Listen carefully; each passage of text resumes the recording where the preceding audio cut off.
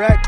Yo, what's up? It's your boy Kid Goldie. Welcome to the first episode of the Goat Talk podcast. Right here with my man, BHM Nono. BHM Nono, Black Heart Millionaires. Y'all already know the vibes, man. Hey, man, good to have you in the stew, Good you know what I'm to be here, saying? man. Long time, man. It's a big thing, you know what I'm saying? It's the first episode and you're the first guest, you know what I'm saying? So, Yes, sir. we're trying to set a standard. Big time. Shout out Go Visions, man. You already know, man. We coming correct every time, man. That's what's up, man. That's what's up. How you doing, bro? I'm blessed, man. I'm How blessed. you feeling? Real talk. I feel great, man. You know what I mean? Just grinding, doing my thing, That's what's staying up. to myself. You know what I mean? Doing this music. I found out yesterday that it was actually you, you know what I'm saying? Yeah. What do you call it, coming on to the show. Yeah. And I was surprised because I haven't seen you in like, over 10 years? Yo, the crazy thing too, I found out yesterday it was you too. Like, you already know, man. You already know what it is. It's been for sure 10 plus years, man. Straight from Bayshore, Woodridge, Crescent, my G. Shout outs to gang, you feel me? You know what I mean?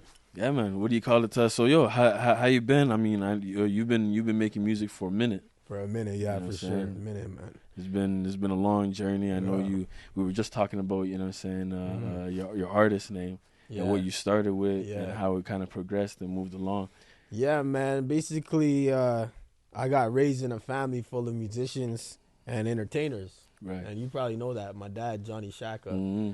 So he's been performing all over the world, you know, even before I was born. So when I was born, obviously, you know what I mean, I was around music. My mom was a singer too, so it was just naturally right. It was just part of your whole thing. Yeah. And I kept getting in trouble in school and stuff at a certain point, and that's the first time my dad, he realized at a young age I was like one of the few in my family out of my brothers that was really into the music. Mm-hmm. So my dad gave me a rhyme book when I was really young, and he said, when you're mad, take this and write lyrics. And that's really dope. Yeah, he taught me how to write lyrics, like bars, and then put the little bracket, the next bar bracket. So like I was doing music since I was a little kid. No, that's awesome. It's dope to hear that, you know, you had that sort of support, you know what I'm saying? Yeah, and I guess it helps, you know what I'm saying, growing up in a family that's already like music oriented. For sure. My dad had I don't know, you know, if I'm mistaken this, he had the 8-track set up with the recording. Okay. Like since way back when it was 8-tracks. I think it's called 8-track. Yeah. It's like the cassettes. Mm-hmm. So like we had that in our basement. So I was around my dad always. He had the bass. He would make beats. So it was inevitable. Like, it was inevitable, for sure. I'd say so, yeah. Because, like, you know, not every, like, immigrant family is like that, you know what I'm saying? When they see their kid, you know what I'm saying, y'all want to do music or want to do anything that's outside of, you know, becoming a lawyer, engineer, or doctor, for sure. They're going to get nervous and shit. But, like, your father actually supported that from I'd young. say my dad had to go through that with his family. Right.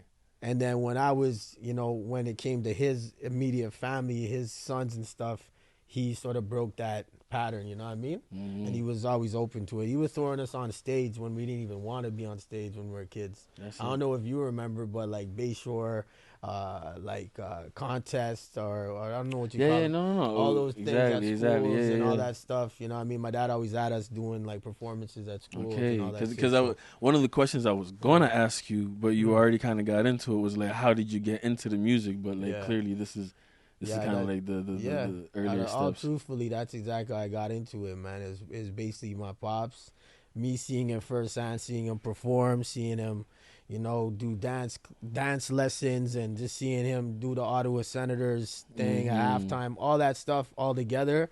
Obviously, you know what I mean, it's my parents that I seen doing it first, but I'd say the main person in my life that really made me want to be like, yo, I want to rap, because my parents aren't rappers. You know what I'm saying? They're like jazz. And how did they feel about that? What do you call it? Like, you know, for example, you know, my parents, you know what I'm saying, they have their own music that they grew up with, their own thing that they like. Yeah. And even as old heads right now, you know what I mean? Like when we hear new music, we're like, yo, what is this? Yeah, like, you know what I'm saying?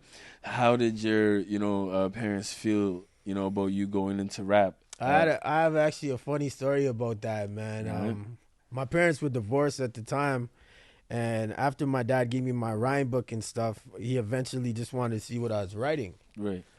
And then he started reading it, And before you know it, my dad, I guess, called my mom, and they had this huge like meeting and had me at the table telling me like, you can't be writing about this stuff. Like I was even in grade 5. I was writing about gangs, beefing, and all this stuff. Real talk. You're pretty much like 10 years old. I was a little kid. Yeah. I was young, and my dad was like, "Yo, like you have to rap about not this kind of thing and da da da da," and you know what I mean. But at the end of the day, they would always be supporting the music, the art side of it. But I was diving deep into like the rapping, the freestyle battle, da da da da kind of, you know, aspect that they weren't aware of. You know what I'm saying? They weren't like. Was it like a sort of a shock to them? Like yeah, they were shocked. They were like, I don't even know how he knows about this kind of stuff. You know, it's hilarious. You know what I'm saying? So it's funny that you say your dad found your rhyme book, because my dad found my rhyme book too. Yeah. You know what I'm saying? And I swear to God, he didn't even tell me about it. You know what I'm saying? I just remember one time going to the book, you know what I'm saying, I wanted to write a verse, and then I see something there that's already written. Yeah. That's my father telling me, he's like, Kamal, you're a Somali man from the land of Mudug. Your ancestors, you know, did this, and this. Please, don't talk about the drugs, guns, and all that. Yo, I hear you. I swear to God, it was the funniest thing ever. That's hilarious, bro. From that point on, I think it was just a series of shocks and surprises, you know, that never stopped, you know what I'm saying, coming from me, you know, towards my father. But it's hilarious that you say that stuff. Yeah, man, it's similar, exact same kind of thing, you know what I mean? It was just like my parents were like, what the hell is this?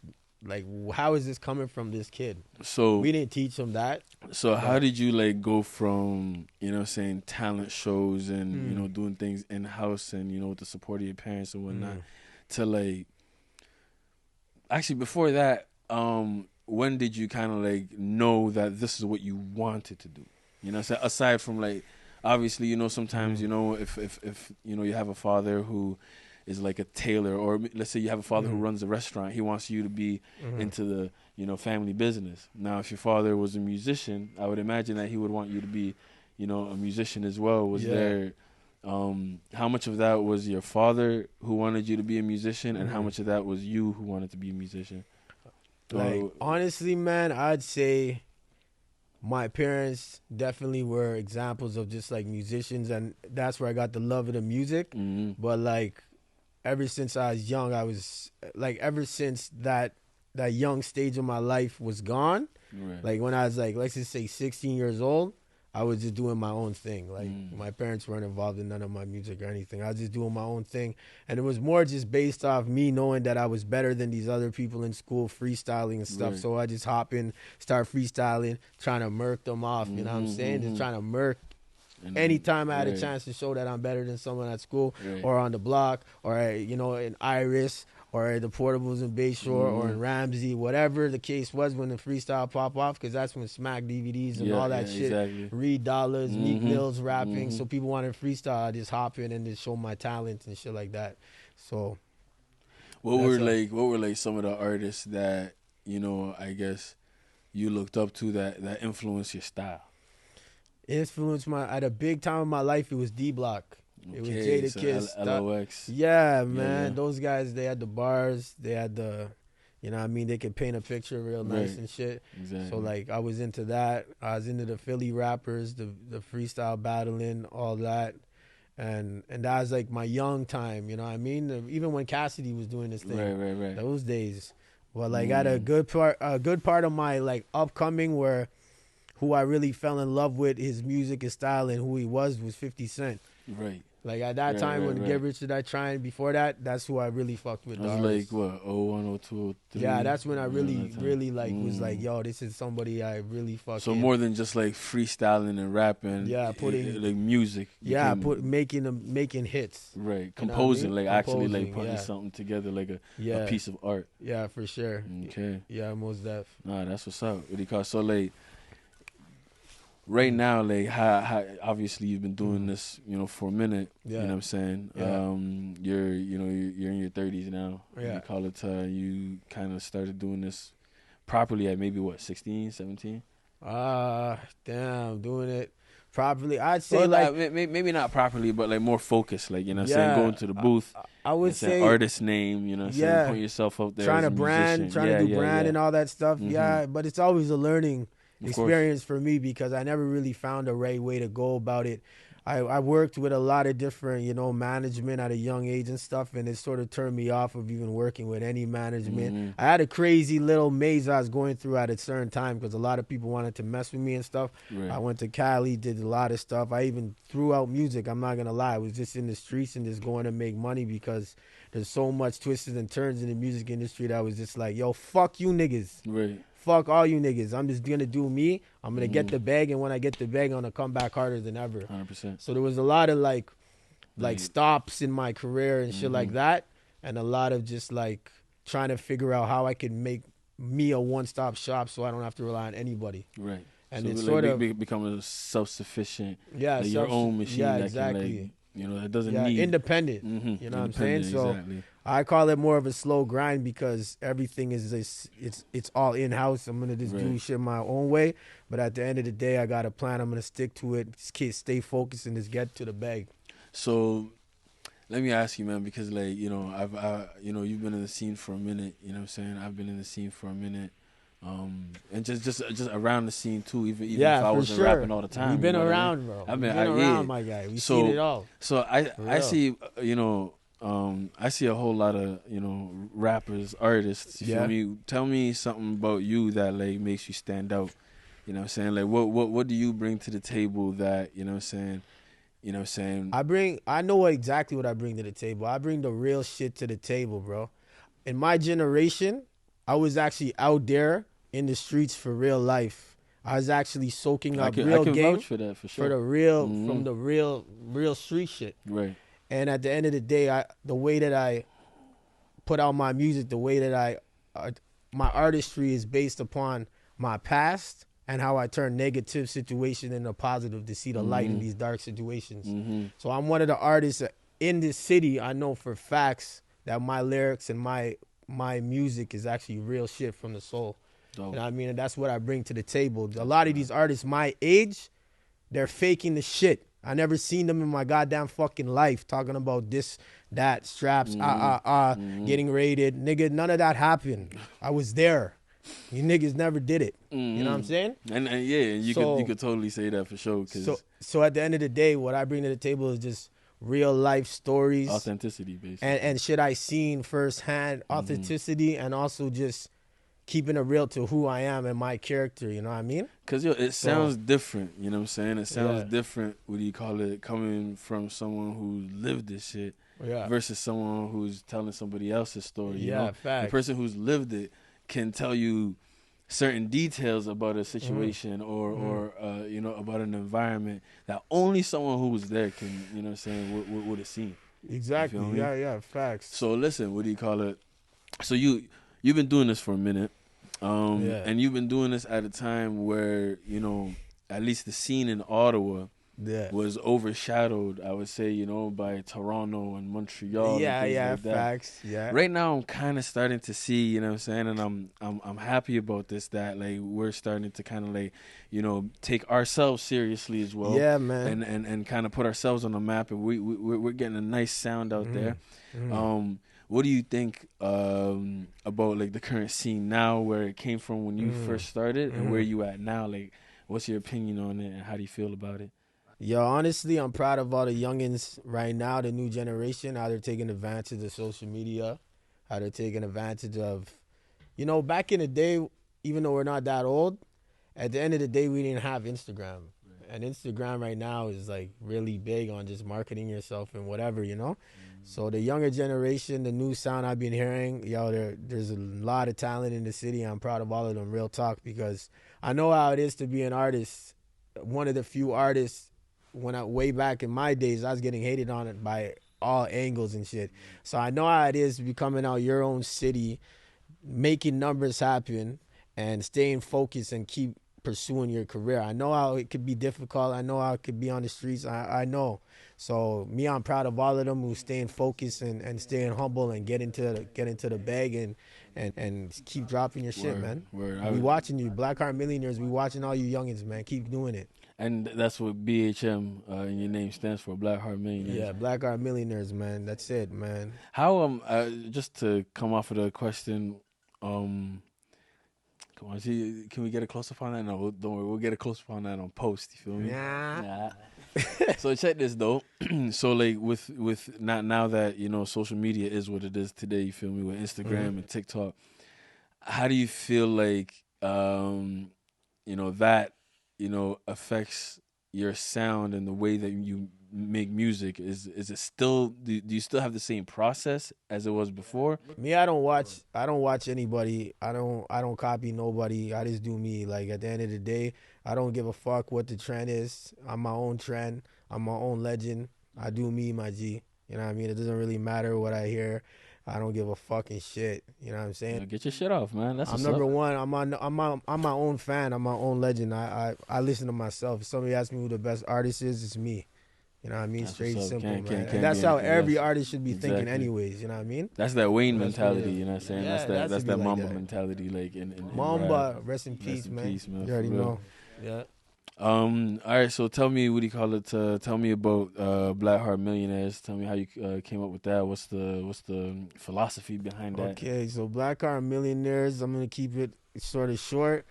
It's just like in my life, like I was saying earlier, there was a lot of twists and turns, and I realized in life you can't give everybody the love that, you know what I mean, they think they deserve and shit. You can't just you just can't give your heart, even though the nigga's your nigga from day one. Sometimes they're slowing you down. Maybe they're not in it for the right reasons. Maybe your girl's not in it for the right reason. Maybe your friends is putting nonsense in front of you, throwing you off track, but you're trying to help them, but it's slowing you down. So me, I say to these young people, stay black-hearted. The only way to become a millionaire is to be black-hearted to all the bullshit. Don't watch that shit. Stay black-hearted. I know you're a good person, and that's cool and all, but you can't give all your love out for free, my nigga. Or you ain't good. Exactly, love from a distance. So I say Black Heart Millionaires, and we are a collective of people that came from something, and we turn our lives around, are doing positive shit, running big companies, putting people on, cutting them real checks with pay stubs, fully insured, all that shit. You know what I mean? So that's yeah, exactly. Shout out all my members, VHM, Black Heart Millionaires, certified members. You feel me? Yeah. So yo, listen, man, respect, man. I really appreciate, like, you know what I'm saying, you definitely, you too, you kind of getting into it. Yo, day one right here, the back hurt, I know. Look, I have one more kind of, because we got a little, you know what I'm saying, here at Goat Talk podcast, you feel me? We got a little thing that we do, you know what I'm saying, and you guys are going to see in a little bit. But to segue into that, first of all, I want to ask you, number one, what are you working on now? Yeah. You know, what you got coming up, you know what I'm saying? Anything that you can, you know, tell our viewers and our listeners. Yeah. And, you know, number two. All right. Nah, we'll save number two for after number one. Still. Okay, right now, just working on my my project, Black Heart Millionaires Volume 1. And recently we were in Jamaica, Montego Bay, me and Cass.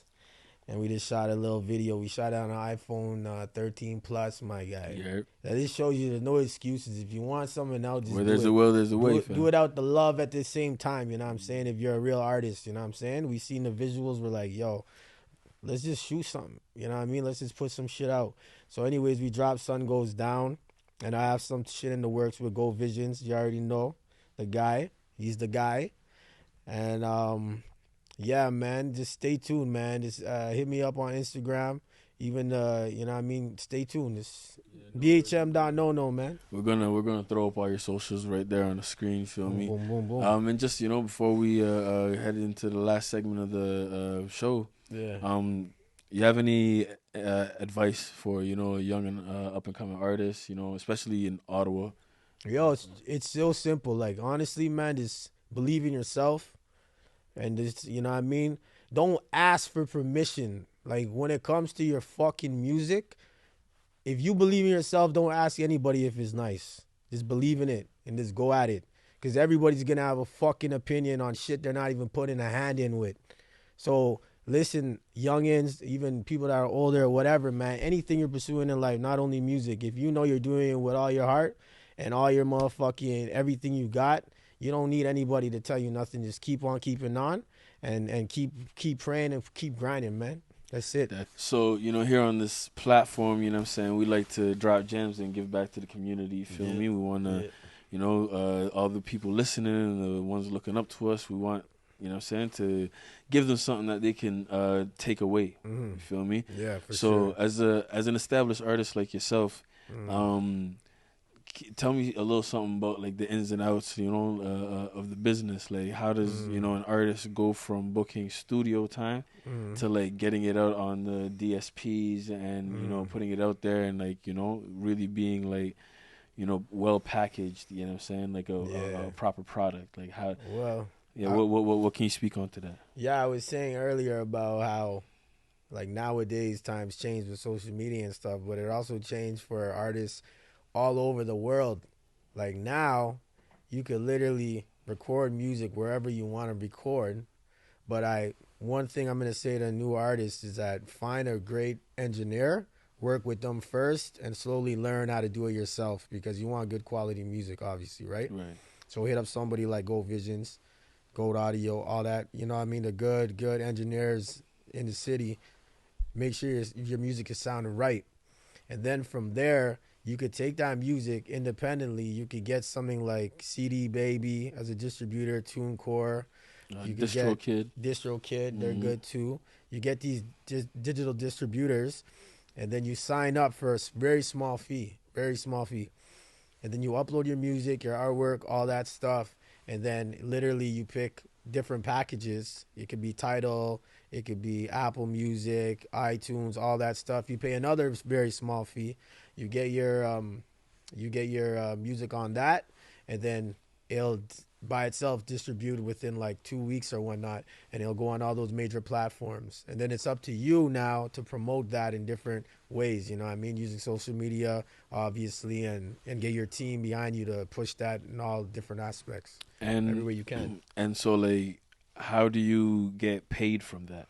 How do you get paid through streams? You could actually see on your dashboard how much you get paid. And like, what kind of information would you have to give in order for like that money to be transferred to you? How often does it get transferred? It gets, I believe it gets transferred every quarter. Okay. Yeah, every quarter for at least TuneCore. You know what I mean? But you have to run the streams up, and that's up to you to pay for that promotion to run those streams up. You got to get on those big playlists and stuff like that, and that's another grind. That's another whole networking that you got to do. So the CD Baby and the DistroKid, that's distribution. That's how to get the music out there. Yeah. But then there's the whole aspect of marketing. Yeah, marketing is huge. Marketing is huge, and you have to pay to play a lot of times. You know what I mean? You got to actually get that money and reinvest it into your own career. But it's also better than getting a manager at some points that aren't going to do much for you, that are going to take a percentage of money you're not even really making.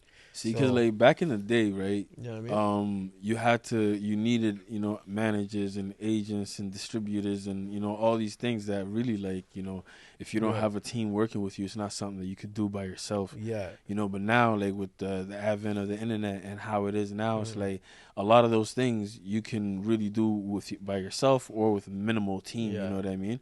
So a lot of it right now is like super accessible. It's catered, for us to actually take advantage of it. Yeah, and one thing if you sign up to TuneCore, one thing cool to do too is check out. I don't know exactly what it's called on TuneCore, but it's basically you pay them like a small fee for them to review your music. So it'll be like 500 to 1,000 people reviewing your music and commenting on your music and whatnot before it even released.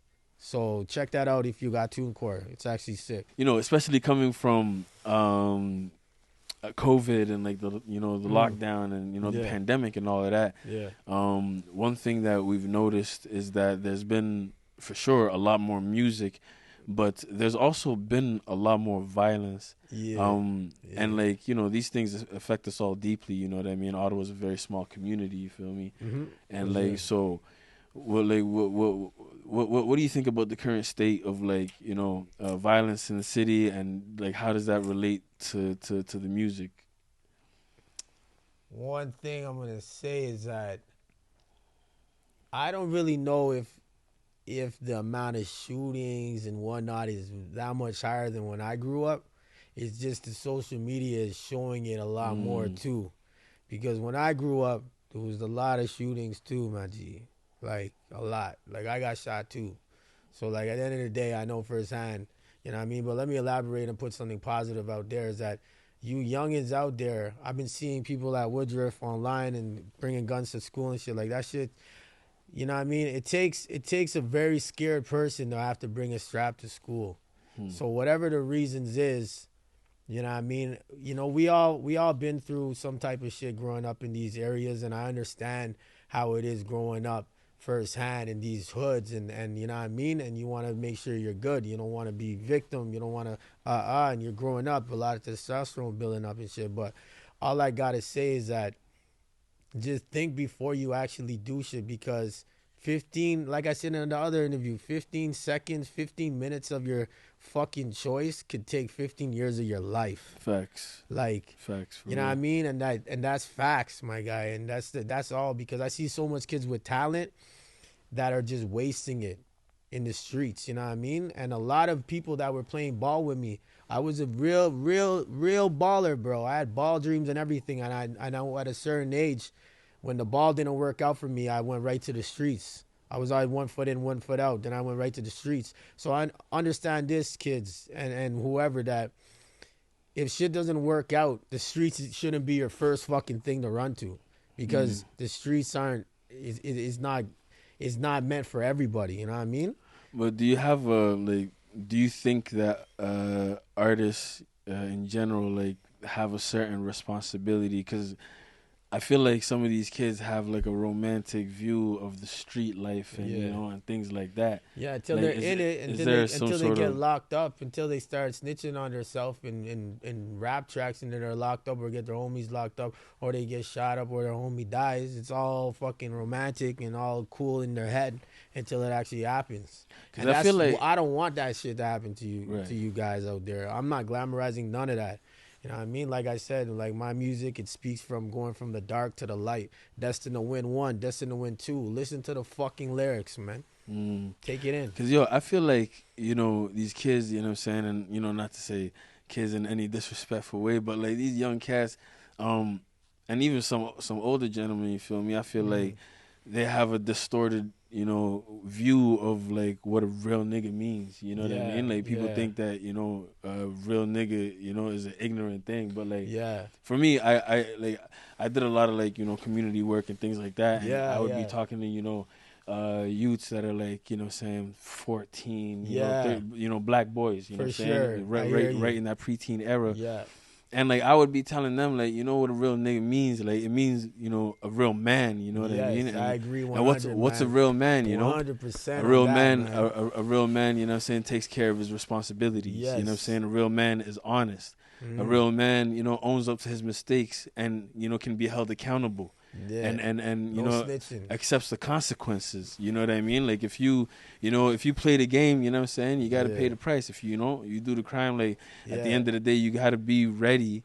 You know what I mean? And completely aware that, you know, jail and death or serious injury is a real possibility. So like sometimes I feel like people don't really know. Or aren't aware, you know what I'm saying, of the reality of the situation. Yeah, they got to really think about it and look at the people around them that are going through that and take them as an example, not as to glamorize them, you know what I mean? Because if you really ask them deep, like real one-on-one, if you could change anything, would you change it?